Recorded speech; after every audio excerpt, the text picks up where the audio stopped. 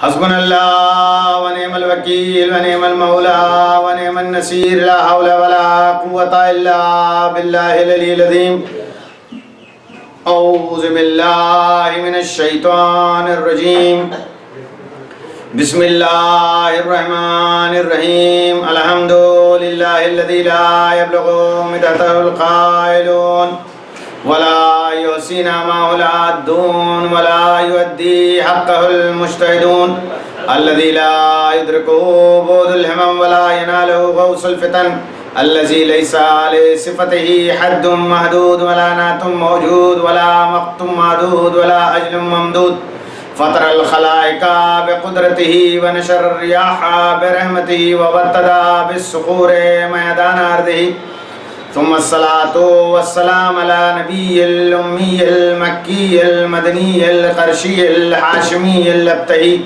مولا ومولى الكونين جد الحسن والحسين بالقاسم اللهم صل على محمد وآل محمد وعجل فرجهم وآله الطيبين الطاهرين المعصومين المظلومين ولعنة الله على أعدائهم أجمعين من الآن إلى يوم الدين أما بعد فقد قال الله تبارك وتعالى في كتابه المبين بسم الله الرحمن الرحيم إنا هديناه السبيل إما شاكرا وإما كفورا اللهم صل على محمد وآل محمد وعجل فرجهم حاضرین گرامی قدر، بشر نجات کی تلاش میں ہے اور انسان کا یہ فطری جذبہ ہے کہ وہ چاہتا ہے کہ اس کائنات سے ہم نجات یافتہ تھے، لیکن دنیا میں وہ حیران اور پریشان ہو جاتا ہے کہ اس کو کہاں سے نجات ملے گی۔ ہر انسان اپنے مزاج کو دین کے پیرائے میں ڈھال کر نجات کی دعوت دیتا ہے۔ ہر مکتبہ فکر یہ دعویٰ کرتا ہے کہ آپ ہمارے ساتھ شامل ہو جاؤ، نجات یافتہ ہو جاؤ۔ اس دور میں انسان حیران رہتا ہے کہ وہ کس طرف قدم بڑھائے، لیکن ضروری ہے ان تمام چیزوں میں کہ انسان اپنی فطرت کی آواز پر لبیک کہے۔ خداوند کریم نے خود اس انسان کے اندر وہ ہادی رکھا ہے کہ جو آواز دیتا رہتا ہے اور انسان اس آواز پر اگر لبیک کہہ دے تو ہدایت یافتہ ہو جائے گی۔ نفس کا کام ہے انسان کو برائی کی طرف لے جائے، لیکن انسان وہیں ٹھہر جائے، برائی کی طرف مائل نہ ہو تو انسان کامیاب اور کامران ہو جائے گا۔ ایسا نہیں ہے کہ کوئی مبلغ، ایسا نہیں ہے کہ کوئی مدرس انسان کو ہر وقت تبلیغ کرتا ہے۔ اللہ نے اس انسان کو بنایا ہے تو اس انسان کے اندر بھی ایک ہادی رکھا ہے، ضمیر کی آواز۔ اگر انسان اس کے اوپر عمل کرے تو کامیاب ہو جائے گا۔ البتہ لوگ برائیوں میں اتنی گم ہو جاتے ہیں کہ وہ ضمیر کی آواز نہیں ہو جاتی ہے، پھر وہ آواز سنائی نہیں دیتی، ورنہ ضمیر ملامت کرتا رہتا ہے۔ انسان کو چاہیے کہ اس آواز کو سنے۔ اب آج جو دنیا میں حالات ہیں وہ اسی عنوان سے کہ انسان صرف زبان سے کہتا ہے کہ ہم اخلاق انسانی رکھتے ہیں، دنیا میں لوگ صرف دعویٰ کرتے ہیں کہ ہم انسانیت کا لحاظ کرتے ہیں، صرف زبان سے، اور ہر انسان علمبردار ہے انسانیت کا۔ آپ دیکھیے آج بھی تمام دنیا میں جو واقعات رونما ہوتے ہیں اس میں تمام چیزیں یہی ہیں۔ آپ دیکھیے کہ مصر میں جب انقلاب آیا تو کہا عرب اسپرنگ ہے،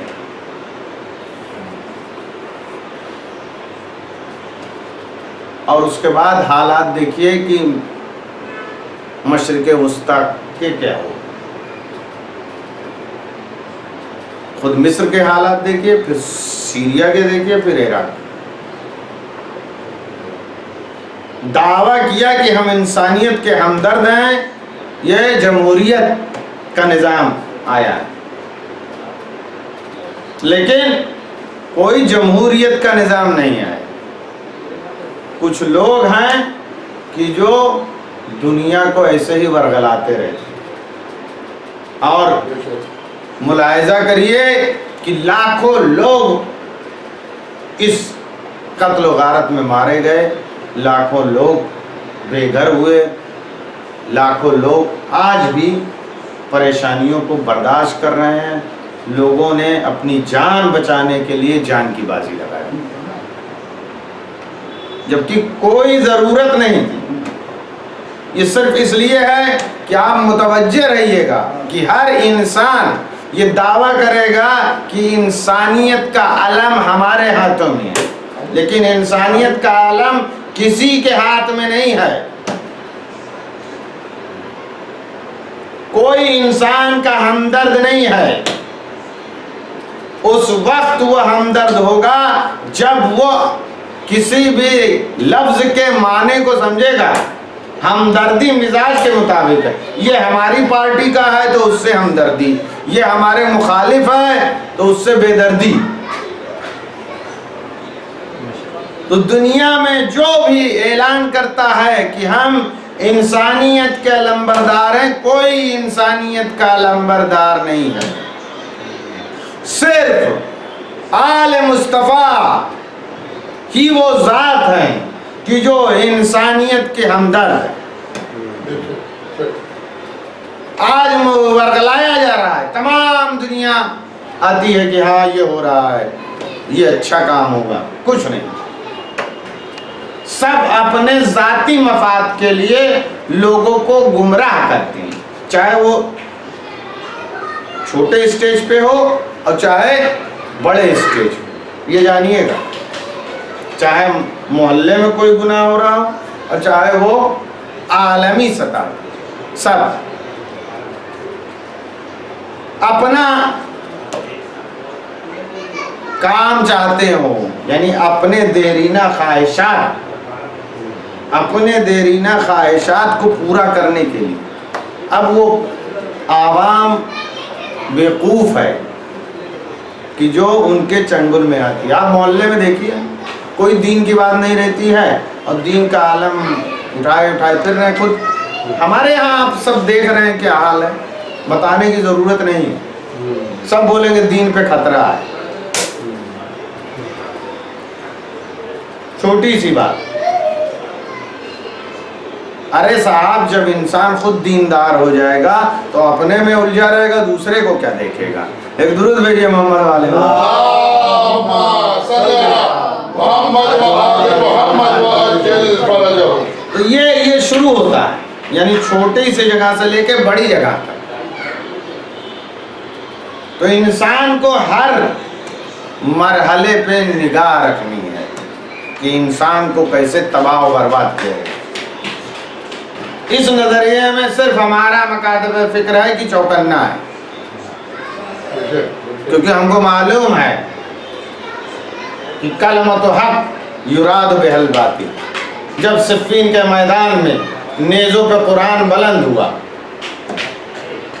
نیزوں پہ قرآن بلند ہوا، امیر المومنین علی ابن ابی طالب علیہ السلام اللهم صل على محمد وآل محمد وعجل فرجهم. خیمے کا محاصرہ کر لیا گیا کہ نیزے پہ قرآن بلند ہے، لا حکم الا اللہ کا نعرہ لگایا جا رہا ہے، لا حکم الا اللہ، لا حکم الا اللہ. وہ جنگ کی چند لمحوں میں جو علی ابن ابی طالب فتح کرنے والے تھے، جس کے بعد اس کائنات میں اسلام کا خالص نظام قائم ہوتا، خالص اسلام کا نظام.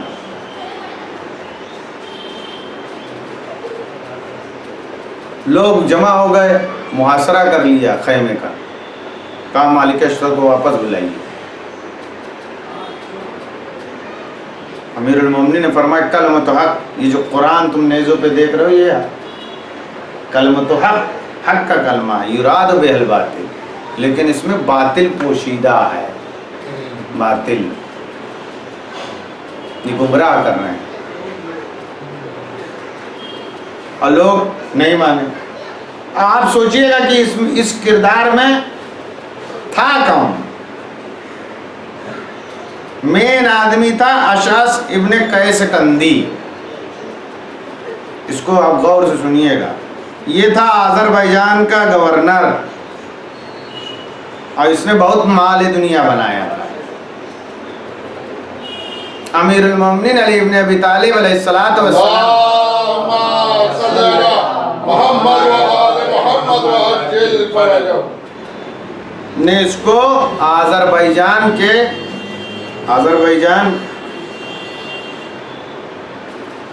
گورنرشپ سے ہٹا دیا تھا، عزل کر دیا تھا، معزول.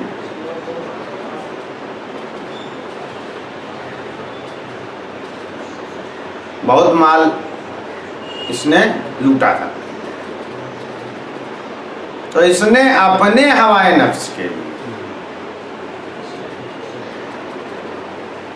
اب آج دیکھیے جتنے بھی معاملات ہیں، چاہے نیچے سطح پہ ہو اور چاہے اوپر سطح پہ، عوام الناس جو ہے وہ ہے سیدھی، اس کو کچھ پتہ ہی نہیں ہے، اس کا استعمال ہوتا ہے، چاہے چھوٹے لیول پہ ہو اور چاہے بڑے لیول پہ. سب دوڑ کے کھڑے ہوتے ہیں کہ ہاں ہاں ہاں یہ دین کی بات ہے، جبکہ اس میں کوئی دین کی بات نہیں رہتی. سب کے اپنے اپنے فائدے ہیں اور اپنی اپنی دیرینہ خواہشات ہیں جو وہ سادھنے میں لگے ہوں. لیکن اگر اس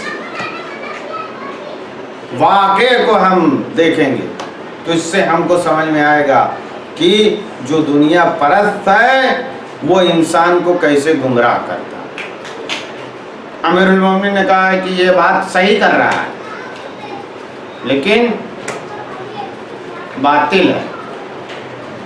جیسے ابھی آج کے زمانے میں بھی آپ کو دیا نہیں گیا جھانسا، اچھے دن آئیں گے، آپ یہ نہ سمجھیے گا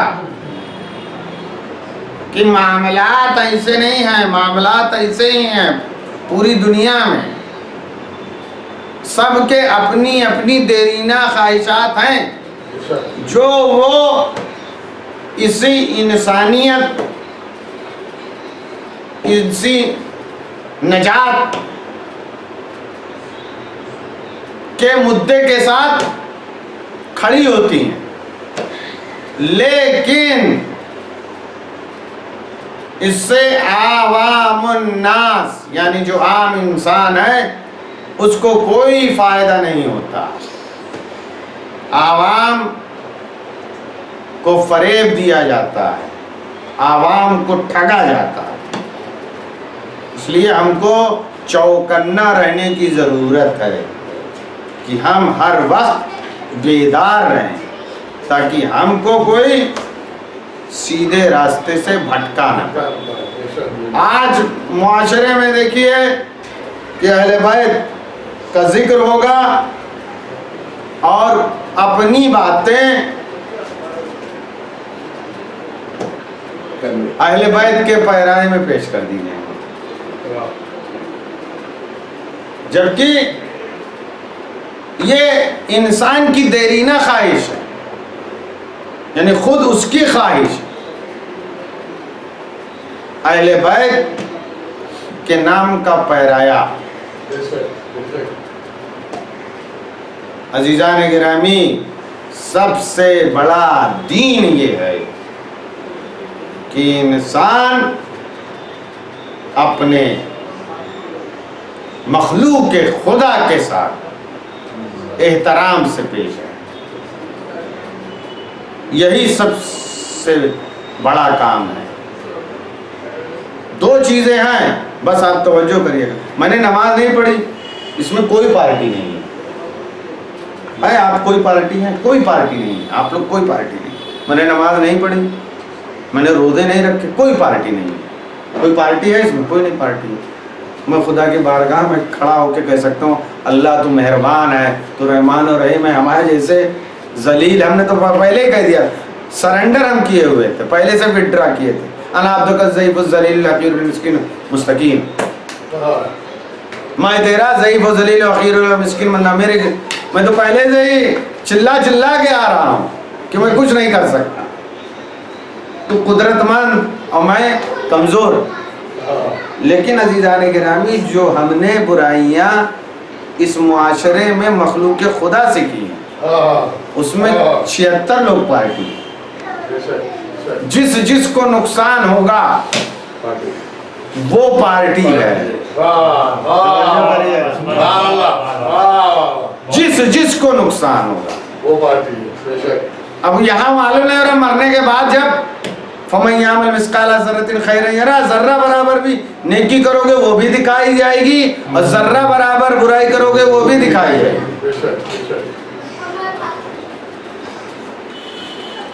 اور میں نے آپ کی خدمت میں عرض کیا کہ جتنے بھی عذاب آئے ہیں اس دنیا میں، اکثریت جو عذاب آیا ہے وہ انسان کا انسان سے جو ریلیشن تھا وہ خراب تھا. ایسا نہیں ہے کہ خدا بندے کریم نے اس کو انہوں نے کہا ہم خدا نہیں مانیں گے یا اس کی عبادت نہیں کریں گے یا بندگی نہیں کریں گے تو اللہ نے عذاب بھیج دیا. کہیں نہیں ہے. ہاں بتائیے، جتنے بھی عذاب آئے وہاں آدم کے بیٹوں میں جو ہوا تو اللہ کی وجہ سے تھوڑی نہ ہوا.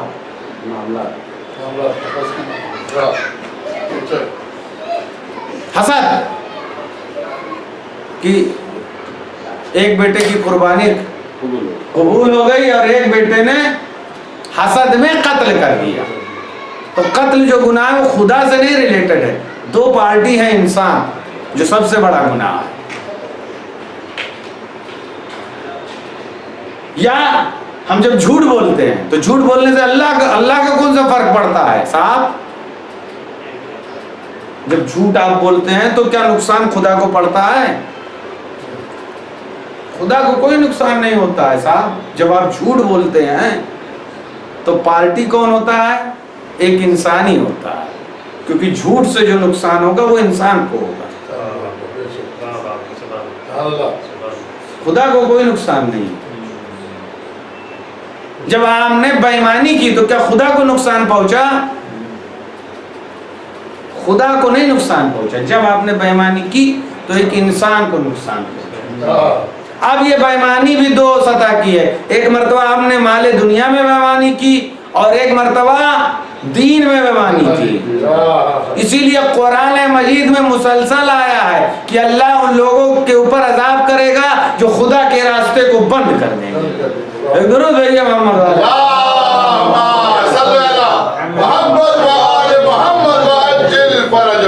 اب ایسا نہیں ہے پکڑا وہ بھی جائے گا. ربنا انا آتانا ساداتنا و کبرانا، قرآن مجید کی آیت ہے.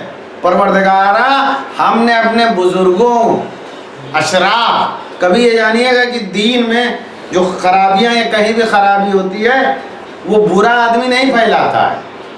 ایک برا آدمی ہے وہ تو بیچارہ خود ہی برا مشہور ہے تو اس کی بات کون مانے گا. ہمیشہ برائی جو پھیلاتا ہے مقدس معاف پھیلاتا ہے. آپ دیکھیے حکم کے فیصلے میں کون مقدس معاف ہے؟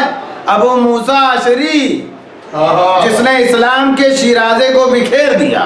ایک درود بھیجیے محمد.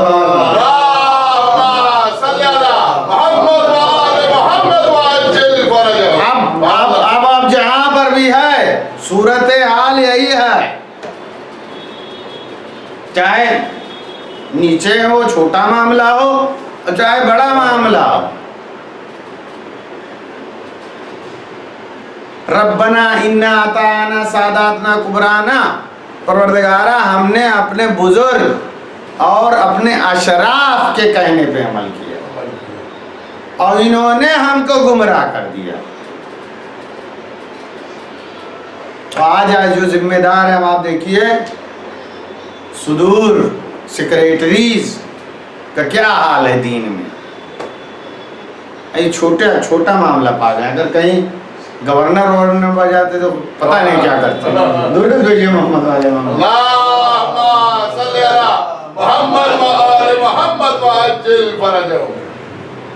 حقیقت ہے آپ کے سامنے کہ چھوٹے چھوٹے اداروں کے دیکھیے آپ، اوقاف کے سب اپنی بات. اب قرآن مجید کہہ رہا ہے کہ ربنا انا آتانا ساداتنا کبرانا، ہم نے اپنے بڑوں کی بات مانی، اشراف کی، اور یہ اشراف نے ہم کو گمراہ کیا. انہوں نے ہمیں راستے سے بھٹکا دیا. آج بھی اسلام میں جتنے بھی مکاتب فکر پیدا ہوئے ہیں وہ خدا کی طرف سے نہیں ہیں، یہی مقدس معاب لوگ ہیں کہ جنہوں نے برباد کیا ہے راستے کو، خدائی راستے کو برباد کیا. قرآن مجید کی تمام آیات پر عمل کرنا ہے، لیکن لوگ اپنے حساب سے جو آیت ہمارے مکتب فکر میں فٹ بیٹھے گی اس پہ ہم عمل کریں گے، دوسرے والے کو چھوڑ دیں گے. آپ سوچئے ابھی چند برس پہلے نظریہ آیا، ورنہ اس کے پہلے کیا تھا، سب روزے میں، تمام مسلمان روزے سفر میں روزہ رکھتے ہیں. ابھی سوائے ایک فرقے، قرآن مجید کی آیت کہ جب تم سفر میں جاؤ یا تم مریض ہو تو تم بعد میں روزے رکھ لیں، نہیں مانتے تھے. آپ سوچئے کہ نہیں قرآن کا سیدھا حکم ہے کہ آپ سفر میں روزے نہیں رکھ سکتے یا مریض ہو. قرآن نے کہا بعد میں رکھیے گا، لیکن سب رکھتے ہیں. ابھی چند برس پہلے آیا مسلمانوں میں نظریہ، تو اب آیا تو اس کے پہلے جو ہوا تھا، اگر یہ نظریہ آیا پہلے سے ہی تھا. ہر انسان دعویٰ کرتا ہے کہ ہم قرآن اور سنت پہ عمل کرتے ہیں، لیکن وہ قرآن اور سنت پر نہیں عمل کرتا. صرف اور صرف یہ انسان اتنی کوشش کر لے کہ ایک آیت پر عمل کر لے، ایک آیت پر، کہ میں اس آیت پر عمل کروں زندگی بھر تا تم. تو قرآن کی ہر آیت معجزہ ہے، کوئی اس کا جواب نہیں لا سکتا. تو وہ اعجاز خود اس انسان کے اندر پیدا ہو جائے گا، خود انسان کے اندر. جو میں نے عرض کیا عبدی اتانی فجعل کا مثلی، یہ خاص نہیں ہے، سب کو خطاب کیا خداوند کریم. اے میرے بندے تو میری اطاعت کر، میں تجھے اپنے جیسا بنا لوں گا، میں تجھے اپنے جیسا بنا لوں گا. میں کہتا ہوں ہو جا تو وہ ہو جاتی ہے، اپنے جیسا بنا لوں گا، میں کہتا ہوں ہو جا تو ہو جاتی ہے. صاحب ہم دنیاوی چکر میں لگے ہیں، دنیاوی چکر میں کہ دولت ثروت. یہ جب اس منزل پر انسان کو اس لیے خدا کی اطاعت کرنی چاہیے کہ وہ اس منزل پہ فائز ہو کہ جب دنیا سے یہ اٹھے تو فرشتے آویں کہیں ہمیں جنت جانا ہے، تو فرشتے سوال نہ کریں، کیونکہ جیسے حکم پروردگار ہے ویسے اس کا حکم ہو جائے گا. ایک درود بھیجئے محمد والے اللہم صلی علی محمد و آل محمد وعجل فرجهم. واہ. ہم کو مثال میں تو دنیا کن فیکن میں کہتا ہوں ہو جاتی ہے، تم کہو گے ہو جائے گی. تو ہم لوگ دنیاوی افکار میں لگے ہیں، دنیاوی چیزوں کہ یہ دولت، جاہ و حشم، ثروت، نام، شہرت، اس کی کیا حیثیت؟ اس لیے وہ بندگی کرے، بندگی تاکہ اس درجے پہ فائز ہو کہ جہاں کہتا ہو جا تو ہو جاتی ہے. اب میں مثال دے دوں، جب عید غدیر کے دن آپ صیغہ اخوت، جو صیغہ پڑھتے ہیں آپ اخوت کا ایک دوسرے کے ہاتھ پہ رکھ کے، اس کا مطلب کیا ہے؟ اگر میرا بھائی یہ جنت میں نہیں جانے والا ہوگا تو میں وعدہ کرتا ہوں کہ روز جزا اس کے بغیر جنت میں نہیں جاؤں گا. یعنی اللہ نے ایک بھائی میں جو بنے ہوئے ہیں اتنی طاقت دی ہے اس کی زبان میں کہ وہ دوسرے کو جنت میں لے کے جائے گا. آپ توجہ نہیں کر رہے ہیں. آپ نے کیا ہے صیغہ پڑھا ہے. ارے صاحب جس کے ساتھ صیغہ پڑھا ہے قوت میں اس کے ساتھ جنت میں جائے گا. توجہ کریے گا. تو اگر ہم اپنے سگے بھائی کے ساتھ حسن سلوک کریں، اچھائی کریں تو اللہ کس منزل پہ فائز کرے گا. درود بھیجئے. اللہم صلی علی محمد و آل محمد وعجل فرجهم. اب توجہ کریے گا. صرف یہی نہیں ہے، روایت میں ہے کہ جن کے دلوں میں محبت اہل بیت کا گنجینہ ہوگا وہ اپنے خاندان والوں کی شفاعت کرنے والے کے درجے پہ فائز ہوگا. یعنی ہمارا وجود پورا کا پورا اس طرح ہونا چاہیے کہ ہمارا وجود محبت اہل بیت سے بھرا. جب ہم راسخ ہو جائیں گے، یہ جو ہے حدیث کہ اے میرے بندے تو میری اطاعت کر، میں تجھے اپنے جیسا بنا لوں گا. تو محمد و آل محمد کا کرشمہ کیا ہے؟ محمد و آل محمد کا کرشمہ ہے شفاعت. جب تم اپنے دلوں کو محبت اہل بیت کا گنجینہ بنا لو گے تو خدا تم کو درجہ شفاعت پہ فائز کر دے گا.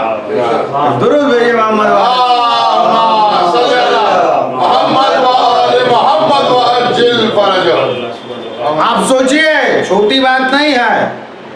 شفاعت وہ درجہ ہے کہ صرف اس پر محمد و آل محمد فائز ہے، مصطفیٰ اور آل مصطفیٰ کوئی نہیں ہے. یعنی خدائی مخلوق میں کوئی بھی درجہ شفاعت پہ فائز نہیں ہے. لیکن اپنے دلوں کو جب تم گنجینہ بناؤ گے محبت اہل بیت کا تو خدا تم کو درجہ شفاعت پہ فائز. بس فکر کرنے کی ضرورت ہے ہم کہ ہم تک وہ پہنچ رہا ہے کہ جو دنیا میں کسی کو بھی نہیں مل سکتا. لیکن ہم کوتاہیاں برت رہے ہیں. ہم کو کوتاہیوں سے باز آنا چاہیے کیونکہ ہم اس درجے پہ پہنچنے والے ہیں کہ جس کو درجہ شفاعت کہا جاتا ہے. اور پھر وہی آخری جملہ جو میں نے کہا کہ ہر شے کی بازگشت توحید کی طرف. دنیا میں کوئی بھی عمل ہوگا وہ بازگشت ہوگی توحید کی طرف جو ہم انجام دیں. اور جو برائی ہم نے کی ہے وہ ہمارے اختیار سے ہے، وہ نفس کی گمراہی ہے، وہ آپ کے خواہشات کی وجہ سے ہوا ہے، وہ آپ نے خود پیدا کیا ہے. آپ سوچئے کہ دین میں بہت سی چیزیں داخل کی گئی ہیں اور ان کو داخل کیا جا رہا ہے، تو یہ کیا ہے؟ اپنے خواہشات کی بنیاد پر لوگ داخل کر رہے ہیں. خواہشات کے بنیاد پر کوئی چیز نہیں ہے، صرف اور صرف رضا الہی کی بنیاد. نفس کو ذلیل ہونا چاہیے. حکیم میں مثال دے کے آپ کی زحمت تمام کروں کہ ابھی دیکھیے کہ انسان اپنے نفس کا کس قدر غلام ہو گیا. کوئی بھی عمل کرتا ہے تو پتہ لگاتا ہے. جو سماج میں کوئی بھی کام کرتا ہے تو پتہ لگاتا ہے ٹھیک ہوا کہ نہیں، ٹھیک ہوا یا نہیں ہوا. اس سے کیا مطلب ہے؟ آپ نے ان کے لیے کیا تھا. آپ اگر میری بات سمجھ رہے ہو تو سب سمجھ جائیں گے کہ کیا ہو رہا ہے. آپ نے ان کے لیے تو ہم نے کیا نہیں تھا. ہم نے جو بھی دیا تھا خلوص اور رضا کے ساتھ اس کی بارگاہ میں پیش کیا. اب ہم کو شکر ادا کرنا چاہیے کہ خدایا تو قبول کر لے. درود بھیجیے محمد والے محمد.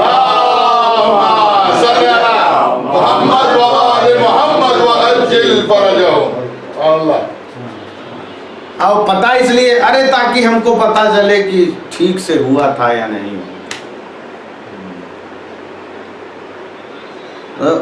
کوئی بھی کام انسان انجام دے تو رضا پروردگار، رضا مصطفیٰ اور رضا آل مصطفیٰ، بس اس کے علاوہ کچھ نہیں ہے دنیا میں.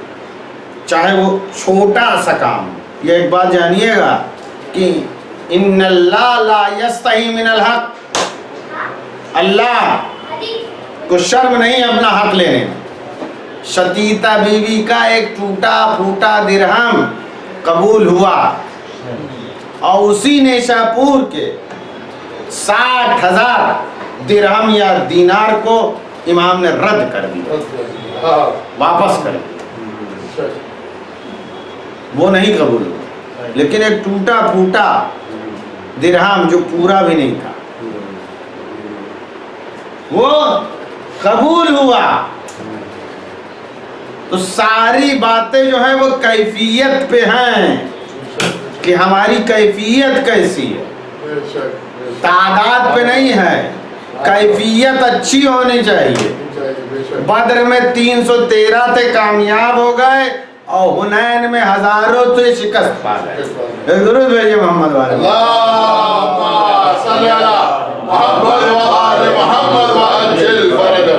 تو یہ جو رضا ہے یہ رہے گی تو آخرت بھی کامیاب ہو جائے گا اور دنیا میں بھی بلندی ہوگی. اسی لیے کربلا میں وہ آئے کہ جو رضا اور خلوص والے. امام حسین علیہ السلام نے شب عاشور تو یہی فرمایا نا کہ جیسے اصحاب مجھ کو ملے میرے نانا کو نہیں ملے، جیسے اصحاب مجھ کو ملے میرے بابا کو نہیں ملے، اور جیسے اصحاب مجھ کو ملے میرے بھیا مجتبیٰ کو نہیں ملے۔ آج انہی کا سبب جو کربلا میں بھوکے بھی تھے اور کربلا میں پیاسے۔ ارباب ازا ایسی پیاس کہ جس کو امام زمانہ نے یاد فرمایا، السلام علی شفاہ الزابلات، سلام ہو ان لبوں پہ کہ جو پیاس کی وجہ سے پھٹ گئے۔ ارباب ازا عراق کی آفتاب کی تمازت اور عراق کی ہوا اتنی شدید گرم ہے، شاید دنیا کے کسی بھی حصے میں نہیں۔ میں آپ کو نقل کرنا چاہتا ہوں، میں خود ایک مرتبہ گیا، یہی جولائی اگست کا مہینہ تھا، اتنی شدید گرمی ہوتی ہے، شدید، میں خود محسوس کر کے آیا ہوں کہ وہ جب ہوا چلتی ہے تو اگر آپ یہ بند نہ رکھیں تو یہ جلنے لگتا ہے۔ عراق اس جگہ کا نام ہے، میں نے خود محسوس کیا۔ پانی پیتے رہیے اور پیاس ختم نہیں ہوتی۔ کربلا والے اتنے بھوکے تھے اور اتنے پیاسے۔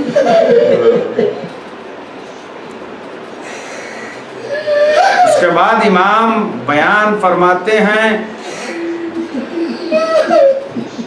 کہ جن کو ناقوں پہ سوار کیا گیا، ارباب ازا وہ بیویاں کہ جن کو آفتاب و مہتاب نے نہ دیکھا ہو، وہ بیویاں ناقوں پہ سوار ہوئی۔ اب ناقوں پہ سوار ہوئی تو نہ مکنا ہے، نہ چادر اور نہ محمل، اور عراق کی گرمی۔ بس آپ تصور کر لیں جو میں نے مشاہدہ کیا تھا، میں نے بتا دیا کہ وہ عراق کی ہوا اور آفتاب کی تمازت انسان کے جلد کو آپ کھال کو جلا دیتی۔ اب وہ بیویاں کی جو نہ محمل میں تھی نہ پردے میں تھی، اب عراق کے آفتاب کی تمازت نے ان کے ساتھ کیا ظلم کیا ہوگا۔ آپ صرف تصور کریں کہ بیویاں تھیں، ان کے جلد سے خون جاری ہوتا تھا صرف اس آفتاب کی تمازت کی وجہ سے، وہ عراق کی ہوا کی وجہ سے۔ ارباب ازا ایک 4 سالہ بچی تھی جو ناقے پہ سوار نہیں ہو سکتی تھی، ظالمین ناقے پہ سوار کرتے، بچی اتنی چھوٹی تھی کہ جو گر جایا کرتی تھی، ظالمین نے سلوک کیا کہ یہ بچی ناقے پہ ٹھہر نہیں پاتی ہے، لہذا اس بچی کو ناقے پہ باندھ دیا جائے۔ اجرکم اللہ، اونٹ کی کوہان کو آپ نے دیکھا ہوگا کہ اگر اس کے اوپر پالان شتر نہ ہو تو اس پہ بیٹھا نہیں جا سکتا ہے، لیکن ایک بچی کو رسی سے اگر پالان شتر نہ ہو باندھا جائے تو اس کا سینہ اونٹ کے چلنے کے ساتھ بھی زخمی ہوتا ہے۔ پیاسی سکینہ، زخمی سکینہ، اس تمام مصیبت کو اللہ لعنت اللہ علی القوم الظالمین و سیعلم الذین ظلموا۔